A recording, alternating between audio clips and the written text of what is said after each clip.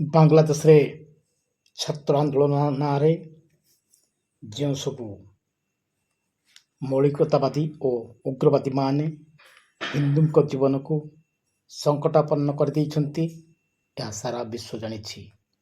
ବାଂଲାଦେଶର ମିଲିଟାରୀ ମଧ୍ୟ ତାକୁ ସମର୍ଥନ କରିଚାଲିଛି। ପ୍ରଧାନମନ୍ତ୍ରୀ ଶେଖ୍ ହସିନାକୁ ଜୀବନ ବଞ୍ଚାଇବା ପାଇଁ ଭାରତରେ ଆଶ୍ରୟ ନେବାକୁ ପଡ଼ିଲା। ଅନେକ ନେତାଙ୍କୁ ଜୀବନ ଦେବାକୁ ପଡ଼ିଲା, ବିଶେଷ କରି ଯେଉଁ ମୌଳବାଦୀ ନେତାମାନେ ଏବଂ ଉଗ୍ରବାଦୀମାନେ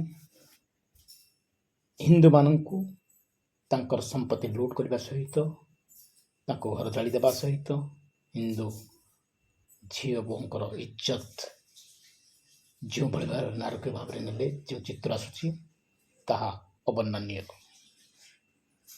ତେବେ ହିନ୍ଦୁମାନଙ୍କର ମନ୍ଦିର ନଷ୍ଟ କରିଦେବା, ଜଗନ୍ନାଥ ମୂର୍ତ୍ତିକୁ ପୋଡ଼ିଦେବା, ଏଭଳି ଘୃଣ୍ୟ ଯେଉଁ ଘଟଣା ଚାଲିଛି ତାହା ପାକିସ୍ତାନ ଭାରତ ଯେତେବେଳେ ସ୍ୱାଧୀନ ହେଲା ସେଇ ସମୟର କଥାକୁ ମନେ କରିଦେଉଛି। ସେମାନେ ହିନ୍ଦୁମାନଙ୍କୁ ଯେପରି ଭାବରେ ନାରକୀୟ ଭାବରେ ହତ୍ୟା ଧର୍ଷଣ ଆଦି କଲେ ତାହା ମଧ୍ୟ ପୁନରାବୃତ୍ତି ବାଂଲାଦେଶରେ ଦେଖିବାକୁ ମିଳିଛି।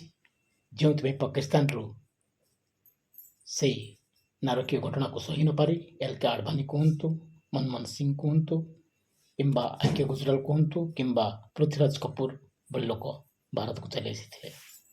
ଆଉ ଆଜି ସେଇ ଦୃଶ୍ୟ, ଲୋମଟାଙ୍କୁର ଦୃଶ୍ୟ ସମସ୍ତଙ୍କୁ ଇତସ୍ଥିତ କରିଦେଇଛି। ସେତେବେଳେ ପାକିସ୍ତାନ ଧର୍ମ ଭିତ୍ତିରେ ଅଲଗା ହୋଇଯାଇଥିଲେ ମଧ୍ୟ ସେମାନେ ତାଙ୍କର ମୁସଲିମ ରାଷ୍ଟ୍ର ଭାବରେ ଘୋଷଣା କରିସାରିଥିବା ବେଳେ ଆମେ ଭାରତକୁ ଏକତରଫା ଭାବରେ ଧର୍ମନିରପେକ୍ଷ ରାଷ୍ଟ୍ର କରି ମୁସଲମାନମାନଙ୍କୁ ଏକ ନମ୍ବର ନାଗରିକତ୍ୱର ସୁଯୋଗ ଦେଲେ ଏବଂ ସଂଖ୍ୟାଲଘୁ କମିଶନ ମଧ୍ୟ ତିଆରି କରିଦେଲେ। ଆଉ ଆଜି ଯଦି କୌଣସି ରାଜନୈତିକ ଦଳ, ବିଶେଷ କରି ବିଜେପି ବା ଯିଏକି ଜନସଂଘ ନାମରେ ପରିଚିତ ଥିଲା, ସେ ଯଦି ହିନ୍ଦୁଙ୍କ ସ୍ୱାର୍ଥ କଥା କହିଲା ବା ହିନ୍ଦୁ ଯେହେତୁ ସାରା ରାଷ୍ଟ୍ରରେ, ସାରା ପୃଥିବୀରେ କୌଣସିଠାରେ ହିନ୍ଦୁମାନଙ୍କ ପାଇଁ ବିଶେଷ ଆଉ ରାଷ୍ଟ୍ର ନାହିଁ, ଏକମାତ୍ର ରାଷ୍ଟ୍ର ଭାରତ ଅଛି ଯେଉଁଠି ହିନ୍ଦୁ ସଂଖ୍ୟା ବହୁଳ ଅଛନ୍ତି। ତେଣୁ ଏଠାରେ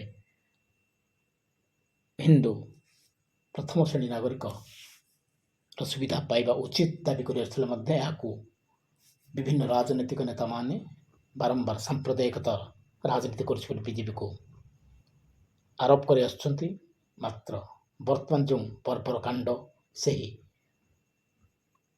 ମୁସଲମାନ ଉଗ୍ରବାଦୀମାନଙ୍କ ପାଖରୁ ଦେଖାଯାଉଛି, ତାଙ୍କ ବିରୁଦ୍ଧରେ ପଦଟି ମଧ୍ୟ ତାଙ୍କର କହିବାର ଆଦୌ ସତ୍ସାହସ ନାହିଁ ବା ପାଟି ଖୋଲୁ ନାହିଁ। ବିଶେଷ କରି ବିଜେପିକୁ ଧର୍ମ ଭିତ୍ତିକ ରାଜନୀତି କରିବା ଅଭିଯୋଗ ଆଣୁଥିବା ଇଣ୍ଡି ଗଠବନ୍ଧନର ନେତାମାନେ ବର୍ତ୍ତମାନ ପୁରା ଚୁପ୍ ହୋଇଯାଇଛନ୍ତି। ପଶ୍ଚିମବଙ୍ଗରେ ପ୍ରାୟ 26% ମୁସଲମାନ ଥିବାବେଳେ ତାଙ୍କୁ ନେଇ ରାଜନୀତି କରୁଥିବା ମମତା ବାନାର୍ଜୀ ବର୍ତ୍ତମାନ ବିଚଳିତ ହୋଇଯାଉଛନ୍ତି। ନା ହିନ୍ଦୁଙ୍କ ସପକ୍ଷରେ ତାଙ୍କର ଗୋଟିଏ ମଧ୍ୟ ଉକ୍ତି ବାହାରୁଛି। ଏହି ପରିସ୍ଥିତିକୁ ଆଜି ଏଇ ଯେଉଁ ନାରକୀୟ ଘଟଣା ଏବଂ ଚାଲିଛି ସେଥିରେ ସହ୍ୟ ନ କରିପାରି ହିନ୍ଦୁମାନେ ବହୁ ସଂଖ୍ୟାରେ ଭାରତ ସୀମାରେ ଭାରତକୁ ପ୍ରବେଶ କରିବା ପାଇଁ ଚେଷ୍ଟା କରୁଛନ୍ତି। ମାତ୍ର ଏହା ସମାଧାନର ପନ୍ଥା ନୁହେଁ।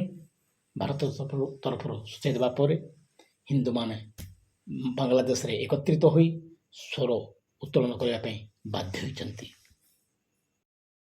ହିନ୍ଦୁ ଦର୍ଶନ ଅନୁଯାୟୀ ସେ ବସୁଧୈବ କୁଟୁମ୍ବକମ୍ ବା ସାରା ବିଶ୍ୱକୁ ନିଜର ପରିବାର ଚିନ୍ତା କରେ ଏବଂ ସକାଳ ଘଟରେ ନାରାୟଣଙ୍କୁ ସେ ଦର୍ଶନ କରି ଉଦାରବାଦୀ ନୀତିରେ ସମସ୍ତଙ୍କୁ ଆଦରି ନିଏ।